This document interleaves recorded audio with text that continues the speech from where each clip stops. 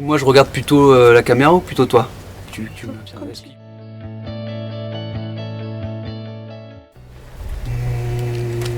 Bah, je pense que j'incarne déjà un peu un personnage qui est celui de Calvboy, qui est le personnage principal, qui a des soucis d'alcool et qui planque son butin dans le désert, parce qu'il est complètement stupide. Genre j'ai aucun problème d'alcool et je suis un peu stupide, donc je pense qu'il y a un peu de moi dans le personnage. Donc, je pourrais l'incarner totalement. Si j'avais envie de devenir alcoolo, je deviendrais comme lui. On va dire Alcibiade. Alcibiade, c'est le livre dont je suis le plus fier, parce que c'était le tout début de mon parcours et qu'il a fonctionné. Il m'a aidé pas mal aussi à sortir de l'anonymat, tout ça. Donc ouais, c'est un livre que j'aime beaucoup. Si je devais choisir un autre métier, je serais peintre. Peintre à plein temps. Ouais, c'est sûr.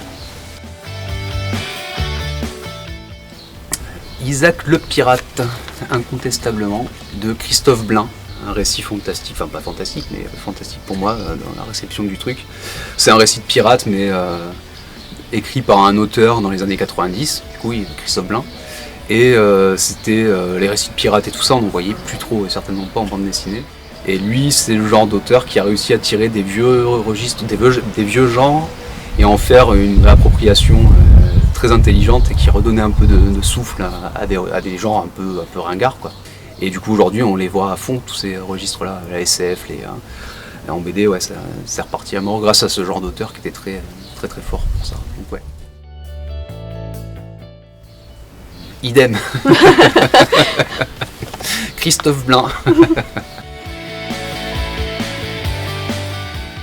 Un scoop, oh là là, bah oui, je vais vous donner un scoop, ouais, ça fait un scoop vieux d'il y a 3 ans, parce que ça fait 3 ans que je l'ai commencé, mais en gros c'est un livre qui s'appellera Les Héritiers de l'Uraka, un peu barbare comme nom, et ça a un sens une fois que tu auras lu la BD.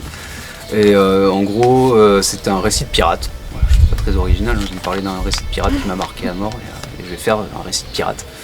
Une sorte de huis clos en fait à bord d'un navire où on a un capitaine qui est complètement affabulateur, qui adore raconter des histoires et un équipage qui baisse souvent facilement les bras parce que le capitaine en question ne rapporte pas grand chose en termes de trésors, mais par contre il raconte tellement bien les histoires qu'on le suit toujours, quoi.